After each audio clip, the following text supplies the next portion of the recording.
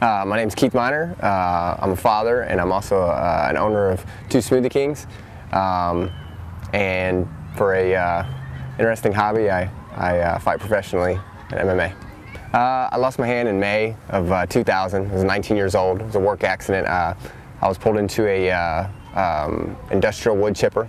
You know, the thought of fighting came about with one of my coaches was coming into our Smoothie King, and he was a fighter and black belt in Brazilian Jiu-Jitsu.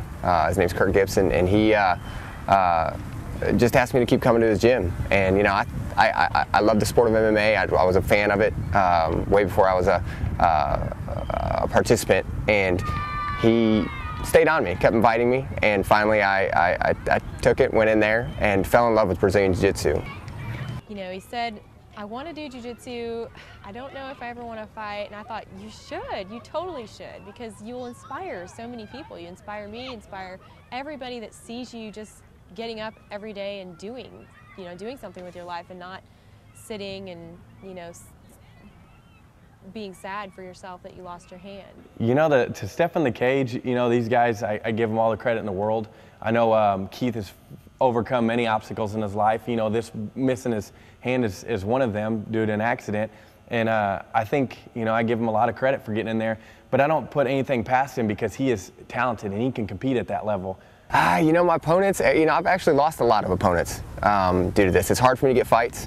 A lot of guys don't want to fight me because it's a catch-22. You know, you beat a guy with one hand, well, you just beat a guy with one hand. And if you lose to a guy with one hand, well then, you lost to a guy with one hand. So I think a lot of my opponents underestimate me.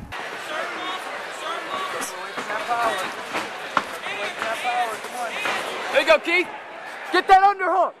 He's an amazing fighter, and I really think he has a lot of talent.